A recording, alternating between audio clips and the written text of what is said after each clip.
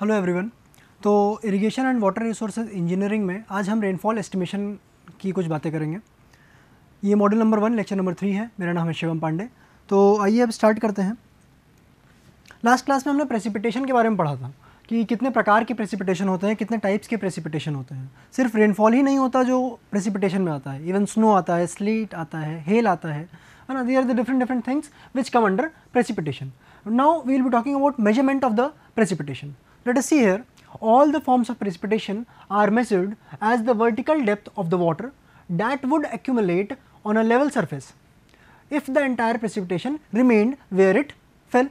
Okay, so what happens, अगर मैं एक बात कहूँ कि if this is the entire area जिसका आपको area पता है A, okay, this is the area that is A, and if I say कि अगर इस एरिया पे मैं अगर कहूँ कि पानी कलेक्ट होने लग जाए और पानी कलेक्ट होके लेट से कि कुछ डेप्थ h डेप्थ लेट से 10 mm पानी कलेक्ट हो गया, so you can easily find out the volume. तो यही जो h डेप्थ हम बता रहे हैं यही हम बोलते हैं कि रेनफॉल की डेप्थ होगी. Okay, so if I say that what is the volume of rainfall, I will be simply doing what, rainfall depth into the area on which it has fallen, on which the rainfall has fallen. तो ये यहाँ पे इसकी हम बात कर रहे होते हैं. For the measurement, a number of rain gauges are installed at suitable locations. तो rain gauges की बात यहाँ पे करी गई है. Rain gauge is also known as pluviometer, ombrometer, hytometer and odometer. Okay? तो यहाँ पे hytometer है, नहीं कि कुछ आप hygro समझ लीजिए, या फिर वो hygrometer is for measuring the humidity, not for this thing here. So it is hytometer here.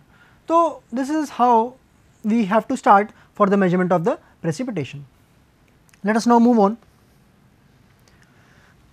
Now we will be talking about the network density of the rain gauges. हमने बात करी कि रेन गेज होगा, ठीक है, क्या होगा, कितने प्रकार के होते हैं, रिकॉर्डिंग रेन गेज कौन सा होता है, नॉन रिकॉर्डिंग रेन गेज कौन सा होता है, that will be seeing on later. But अभी आप ये समझिए कि रेन गेज किसी भी एरिया में एक एडुकेट नंबर में होने चाहिए, एक एडुकेट क्वांटिटी में होने चाहिए. If I say that this is the area, okay, this is the area A, और अगर मैं बात करूँ एक रेन गेज यहाँ लगा दिया, एक रेन गेज यहाँ पे है, एक रेन गेज यहाँ पे है, और लेट से एक रेन गेज यहाँ पे है. तो अगर मैं बात करूँ तो this rain gauge would be effectively covering this almost this area. अगर मैं इस रेन गेज की बात करूँ तो ये कुछ एरिया कवर करेगा.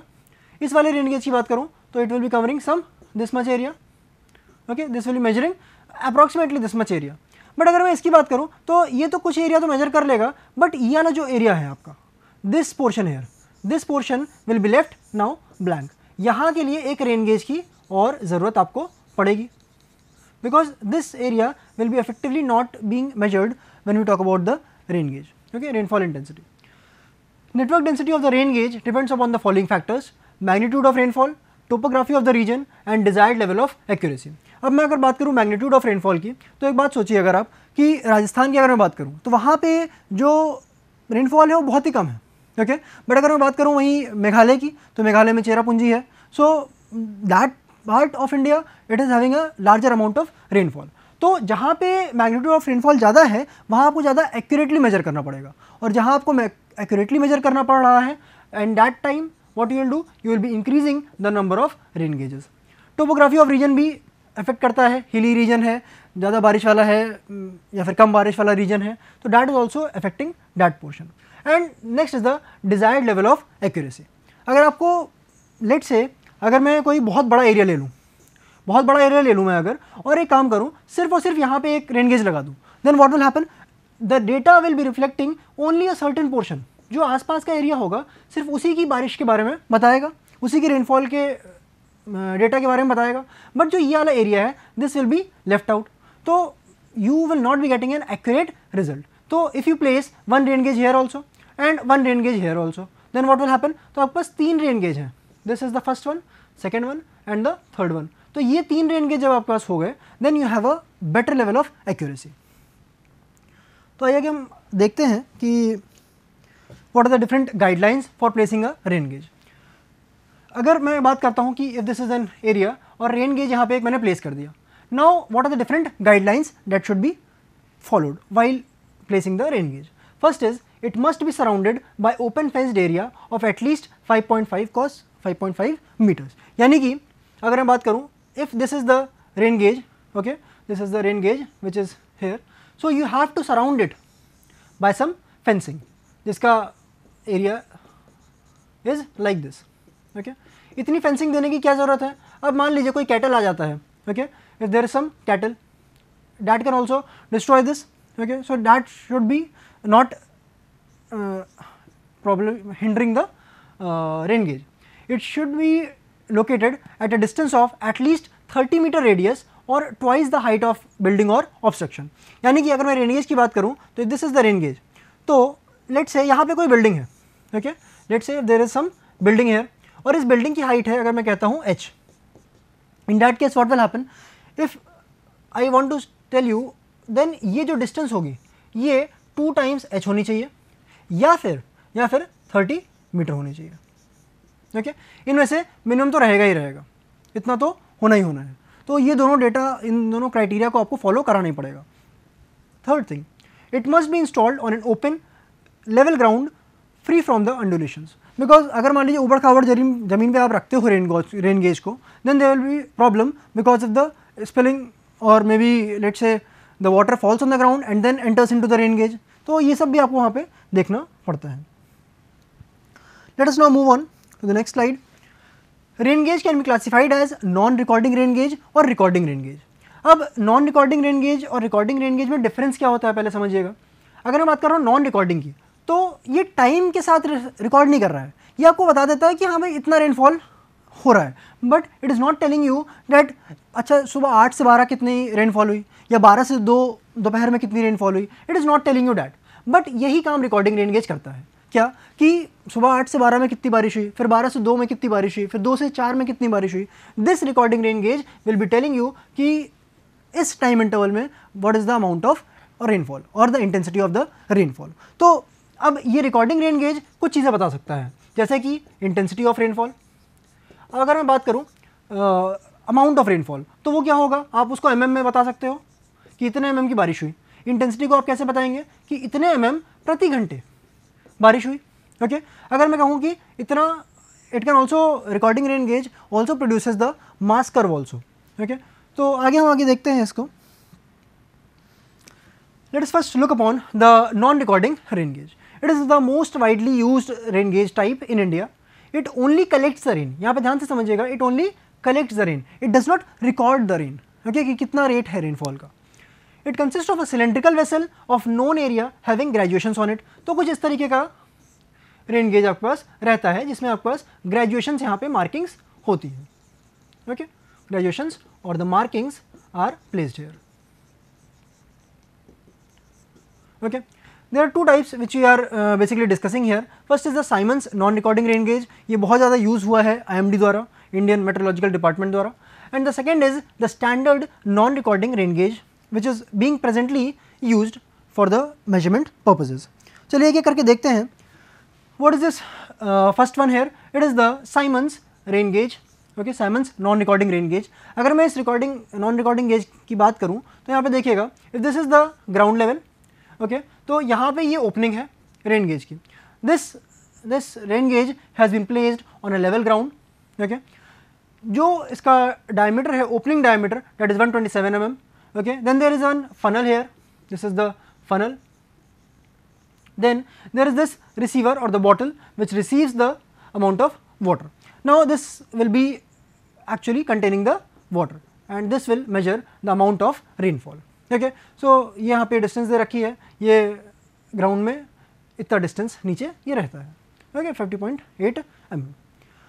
और इसकी जो विड्थ है, जो आपका पेडिस्टल है, इसकी जो विड्थ है दैट इज 60 सेंटीमीटर। तो this is the first non recording rain gauge. बारिश आएगी, the rainfall will fall in this place, everywhere, but it will be measuring the rainfall which has been collected in this jar, in this measuring jar. तो ये आपका हो जाएगा non recording rain gauge, Symons non recording rain gauge. अगर मैं बात करूँ standard non recording rain gauge की, तो ये सेकंड टाइप है नॉन रिकॉर्डिंग रेन गेज का। अब इसमें स्टैंडर्ड क्यों बोल रखा है इन्होंने एरिया जो है स्टैंडर्ड ले रखा है। यहाँ पे क्या ले रखा है, 200 सेंटीमीटर स्क्वायर या फिर 100 centimetre square, that is the opening area of the cylinder. तो this is the opening area here. यहाँ पे ये फनल है, यहाँ पे this one here. This is the collector with gun metal rim, okay. So gun metal is used for the rim at this opening portion. Okay. Next is the locking ring of aluminum here, and then this is the polyethylene bag. Okay. This is the polyethylene bag, and this bag is different from the one used by Simon standard rain gauge. Okay. Now, if you talk about this thing here, so this comes in different capacities. It is of 2 liters, 4 liters और 10 liters. अब हम किस reason में place कर रहे हैं ये बहुत बड़ी बात होती है. यानी कि अगर मैं बात करूं कि लेस रेनफॉल वाले एरिया में आप रिकॉर्ड कर रहे हो, या तो वहाँ पे आप क्या यूज़ करोगे, you will be using this 2 liters bottle. Okay, ज़्यादा रेनफॉल वाला एरिया है तो you will be using this 10 liters bottle, and then accordingly you can see that is the ground level, और यहाँ पे इस तरीके से इसको प्लेस किया जाता है ऑन द ग्राउंड. तो हमने यहाँ पे नॉन रिकॉर्डिंग रेन गेज की बात करी, जो कि सिर्फ और सिर्फ कलेक्ट करता है रेन को, उसके अलावा रिकॉर्ड नहीं कर रहा है कुछ भी. बट अगर मैं बात करता हूँ recording type of rain gauge, तो this will give you the permanent automatic rainfall record. आपको जाके वहाँ पे मेजर नहीं करना है कि लेट से अगर मैं नॉन रिकॉर्डिंग की बात करूँ, नॉन रिकॉर्डिंग रेन गेज जो हमने प्रीवियसली अभी पढ़ा, वहाँ आपको जाके मेजर करना पड़ेगा कि अच्छा इतना लीटर पानी वहाँ पे भर चुका है, डैट मीन्स इतना depth of rainfall has fallen on the ground. But यहाँ पे क्या है, it will give you the automatic rainfall record. Plot of rain fallen versus time is plotted on the graph paper. तो कितनी बारिश हुई, okay, कितनी बारिश हुई, दैट इज रेनफॉल. मैं इसको पी से डिनोट कर रहा हूँ यहाँ पे, और this is the time that is there. Okay, तो ये ग्राफ यहाँ पे ये प्लॉट करके आपको देगा कि इतने टाइम में इतनी बारिश हुई, है ना. फिर उसके बाद फिर एक अलग टाइम इंटरवल है जिसमें और बारिश हुई, and so on. It is used in inaccessible areas, जहाँ आप बार बार जाके रीडिंग नहीं नोट कर सकते. वहाँ पे आप क्या करेंगे, वहाँ पे you can simply place this recording rain gauge. अगर मैं बात करूँ what are the different types of recording rain gauge, so these are 3 here that we have mentioned. First is the tipping bucket type, which gives you the intensity of rainfall. Intensity मतलब क्या हुआ, इतने mm बारिश हुई इतने घंटे में, okay, या फिर मैं कहूँ इतने सेंटीमीटर बारिश हुई इतने घंटे में. तो this is the intensity which is measured by the tipping bucket type. अगर मैं बात करता हूँ वेइंग बकेट टाइप की, तो it will give you the mass curve of rainfall, and the third one is the natural siphon type which will also give you the mass curve of rainfall. तो ये 3 type के हैं recording rain gauges which will be talking about. Let us see here how this tipping bucket type works. अब यहाँ पे क्या होता है tipping bucket. Now let us see one by one the different parts of this rain gauge. So there is this circular collector, and this diameter is, opening diameter is 30 centimeter. अब rainfall will be moving into this container. Now this funnel is used for directing the rainfall. Now there are 2 compartments. So see this thing here. Now there are 2 compartments. Now what happens, there is number 1 compartment, there is number 2 compartment. तो पहले जब एक bucket भर जाती है, then what will happen, it will tip due to its weight. Okay, then what will happen, the second one will be starting getting filled. तो पहली वाली जब बकेट भर गई तो वो इधर साइड पे टिप किया, and then water gets fallen into this. फिर उसके बाद क्या होगा, सेकंड वाली बकेट यहाँ पे भरेगी, सेकंड वाली बकेट भरेगी, then again the water will fall into this. तो it will also, and this recording device is there which is noting down the intensity of the rainfall. Okay, this is telling you the what is the amount of rainfall that is falling per unit time. So here this is the measuring jar. Electrical impulses are also used in this for recording of the rain gauge. अगर हम बात करते हैं weighing bucket type की, तो यहाँ पे क्या है, यहाँ पे भी सेम सिमिलर सेटअप है स्टार्टिंग का, that is the receiver and the funnel. ये तो सिमिलर सभी में है, आप चाहे स्टैंडर्ड रेन गेज उठाइए, नॉन रिकॉर्डिंग रेन गेज उठाइए, या फिर रिकॉर्डिंग रेन गेज उठाइए. यहाँ पे बात करते हैं फिर अब बकेट. अब क्या होगा, बकेट में पानी धीरे धीरे भर रहा होगा यहाँ पे. अच्छा, एक चीज़ और ध्यान दीजिएगा इसमें कि लेट से अगर अभी मैं टाइम की बात करता हूँ, लेट से 8 AM, ओके, एंड 8 AM से लेके 10 AM तक, लेट से the water level which has reached is this thing. तो उस जोन में क्या हुआ, 8 बजे यहाँ पे था पानी का लेवल, ओके, देन 10 बजे यहाँ पे हो गया. तो now this is the weight that has increased. जैसे जैसे वेट बढ़ेगा तो यहाँ पे जो वेइंग मैकेनिज्म है वो भी यहाँ पे रिस्पॉन्ड करेगा. So this will be, this is something spring mechanism, and this spring mechanism what will do, it will is connected to the pen, and this pen here, okay, this pen here moves on this graph paper, and this graph paper will be what, this is a graph paper which is rotating there, Okay, so the record will be made on this graph paper of the rainfall. Now if you talk about this natural siphon type, so there is then opening here and then there is this funnel, then after that there is one float here. Let us see here this float. अब जैसे जैसे पानी इसके अंदर भर रहा होगा, okay, then what will happen, this will be level will be increasing, और जैसे जैसे वाटर का लेवल बढ़ेगा वैसे वैसे फ्लोट क्या होगा, ऊपर की तरफ टच कर रहा होगा, ठीक, ऊपर की तरफ मूव करेगा, because it is a float, so it will be moving as the water gets fill inside this measuring chamber. Okay, जैसे जैसे पानी इसके अंदर भरेगा फ्लोट ऊपर जाएगा.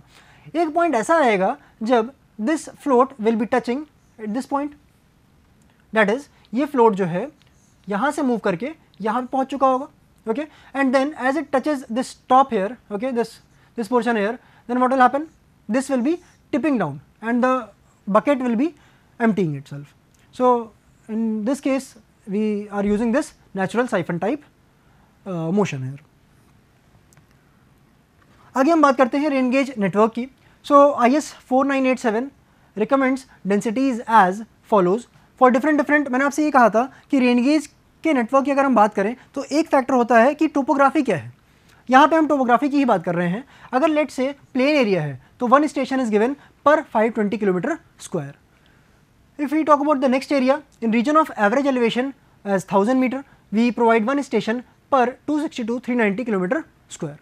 If we talk about the predominantly hill areas with heavy rainfall, so here it is you can see that one station is provided per 130 kilometre square. अच्छा, अगर आपने यहाँ पे देखा ये टोपोग्राफी के ऊपर डिपेंडेंट है. Okay, it is dependent upon the topography of the region. Next अगर हम बात करें तो it is recommended that 10% of the gauges are of recording type. यानी कि अगर आप किसी एरिया की बात कर रहे हो और in this area what do you do, अगर आप इसमें कहते हैं कि 10 rain gauges, okay, 10 rain gauges have to be provided, then उस केस में एक rain gauge will be of the recording type. आप जितनी ज़्यादा कर सकते हैं उतना बढ़िया, but minimum one rain gauge should be of recording type, और बाकी आप 9 can be non-recording type. Okay, so this way you have to provide it in the case of recording or non-recording rain gauges. Now let us talk about the optimum number of rain gauges. अच्छा, अगर हम बात कर रहे हैं कि अच्छा ठीक है, एक लेट से दिस इज़ द एरिया, तो आप इसमें कह रहे हो कि यहाँ पे प्रोवाइड कर दीजिए, एक यहाँ प्रोवाइड कर दीजिए एंड एक यहाँ पे रेन गेज प्रोवाइड कर दीजिए. These are the 3 rain gauges that have been provided. But actual में अगर हम बात करें तो ऑप्टिमम नंबर क्या होना चाहिए.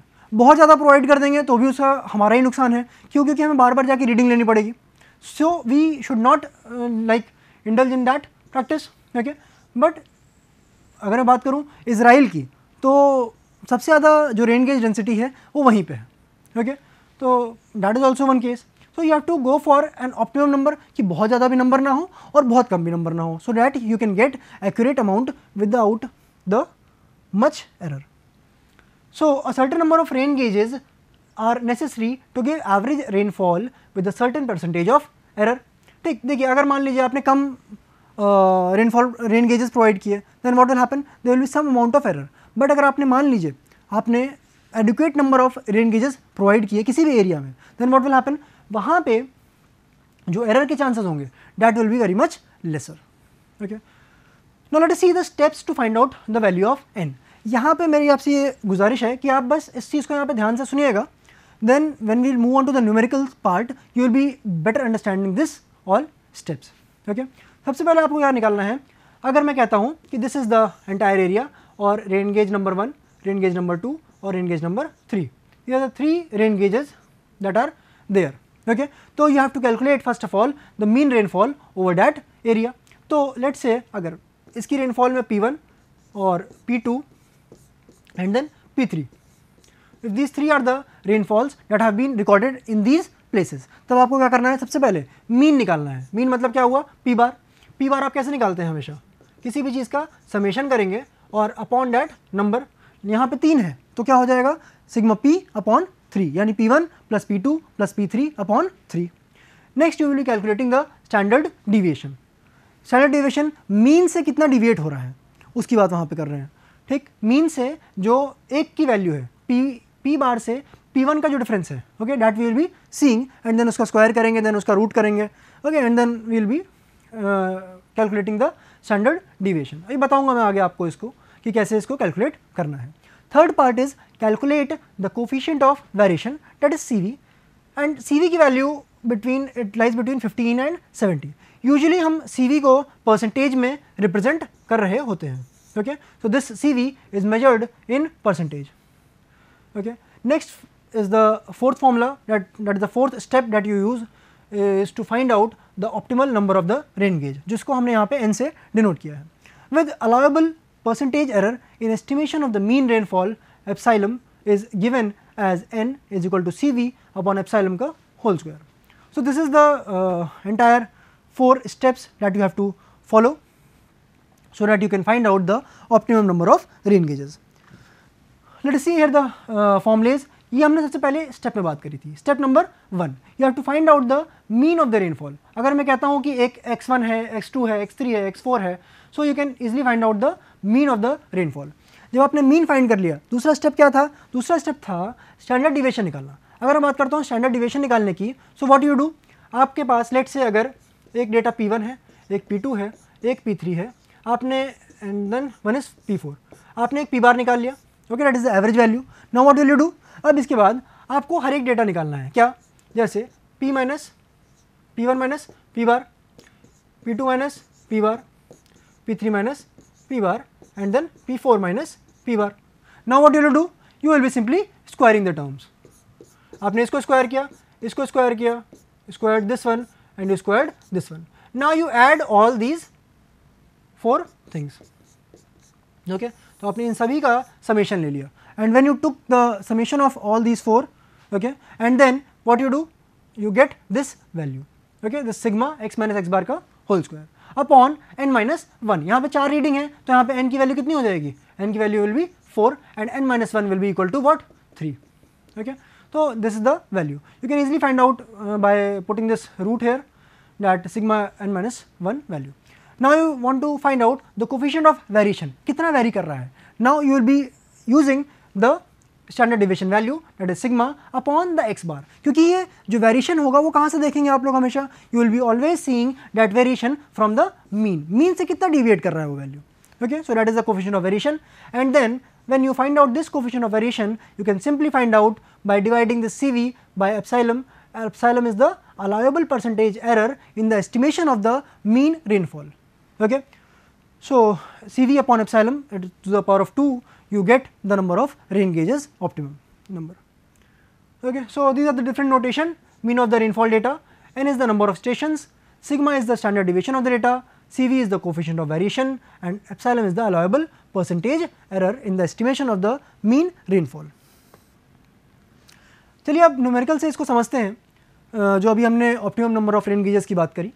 इन अ वाटरशेड 4 नॉन रिकॉर्डिंग, ध्यान से देखिएगा, 4 non recording rain gauges have been installed to record the rainfall data. The annual rainfall record for one of the years is furnished below. क्या दे रखा है आपको, आपसे ये कहा गया कि कोई एरिया है, okay, and then there are 4 different rain gauges stations, okay. What are the locations, A B C D, recorded rainfall is at A point पे 100 दे रखा है, B पॉइंट पे 120, C पॉइंट पे 140 और D पॉइंट पे 80। Assuming an error of 10% in the estimation of mean rainfall, that means you have been given the value of epsilon, okay. Find out the optimum number of non-recording and recording rain gauges. तो हमारे पास जो formula है n का, वो किस चीज़ का formula है, वो सिंपल फॉर्मूला है आपका कि कितने नंबर ऑफ रेन गेज है। ये नहीं बताता कि रिकॉर्डिंग रेन गेज है कि नॉन रिकॉर्डिंग रेन गेज है। You are only told that you have to provide this much number of rain gauge, this is the optimum number. तो अगर मैं इस डेटा को अगर मैं एक डायग्राम के रिस्पेक्ट में बताना चाहूँ, तो I can say that these are the 4 stations, एक A है, एक B है, एक C और वन इज D। तो ये 4 यहाँ पे आपके पास रेन गेज स्टेशंस दे रखे हैं। अगर आपके पास 4 रेन गेज स्टेशन दे रखे हैं और वहाँ की रेनफॉल डेटा आपको दे रखा है, क्या दे रखा है कि 100 सेंटीमीटर बारिश हो रही है A पे, और B ने रिकॉर्ड किया जो 120 सेंटीमीटर्स, C ने रिकॉर्ड किया 140 एंड D ने रिकॉर्ड किया 80 सेंटीमीटर। तो these are the rainfall data that you are having. तो ये रेनफॉल डेटा क्या है, ये आपके पास P1 है, P2 है, P3 है एंड देन P4 है। So let us now begin with our different steps that we have already studied. सबसे पहले आपको क्या निकालना था? सबसे पहले आपको मीन निकालना था, mean of the rainfall. That is the step number 1, that is the mean rainfall. Okay, so the mean rainfall is denoted by x bar और p बार. ओके, तो यहाँ x bar is equal to sigma x upon n. So what did you do? Simply sigma p by 4 you have computed this thing and this comes out to be 110 centimeters. अगर मैं आगे बात करूं, step number 2 पे चलते हैं.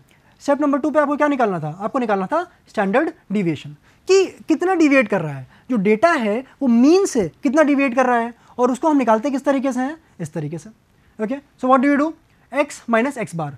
तो यहाँ पे हमने प्रीवियस स्टेप में जो p बार की वैल्यू निकाली थी that was 110 centimetres. Now what will you do? p bar minus 100, p bar minus 120, p bar minus 140 and then p bar minus 80. तो आपने सिंपली माइनस किया इसको. ठीक, यहाँ पे मैं उल्टा बोल रहा हूँ, आपको लग रहा होगा कि p बार में से माइनस कर दो. You can do anything because अंततः इसको स्क्वायर होना है. स्क्वायर होना है तो कोई फर्क नहीं पड़ रहा कि माइनस साइन आ रहा है कि कोई साइन आ रहा है ना, क्योंकि ultimately it is getting positive. सारी वैल्यूज़ क्या होंगी? पॉजिटिव वैल्यूज़ होंगी. Okay, so you are simply doing what? p minus P bar square, p minus p2 minus P bar square, p3 minus P bar square and p4 minus P bar square upon n minus 1 that is 4 minus 1. So this standard deviation comes out to be 25.82 centimetres. अगर हम बात करते हैं next step की, तो यहाँ पे CV की बात करें तो coefficient of variation is given by sigma n minus 1 upon X bar, और दोनों ही डेटा आपके पास दे रखा है. जब दोनों ही डेटा आपके पास दे रखा है तो you can simply put in the value 25.82 and then x bar. This comes out to be 23.47%. आपके पास CV की वैल्यू मिल गई and you have the fourth step, you have to find out the n value, जहाँ पे आपको epsilon की value 10% question में मेंशन्ड है. Okay, this is the estimated rainfall. Now you simply put in the value and you will getting this value as 5.5. तो आपने उसको round of करके 6 स्टेशन कर दिया. अब क्वेश्चन में आपसे ये पूछा गया है कि कितने रिकॉर्डिंग रेन गेज होंगे, कितने नॉन रिकॉर्डिंग रेन गेज होंगे. मैंने आपसे जब डिस्कशन स्टार्ट किया तब मैंने आपसे बोला था कि इसमें at least 10% should be recording type rain gauge.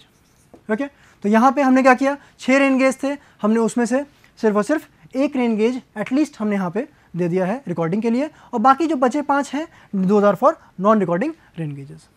So with this we come to an end of this and we will be moving on to the other methods of the rainfall precipitation in the next class.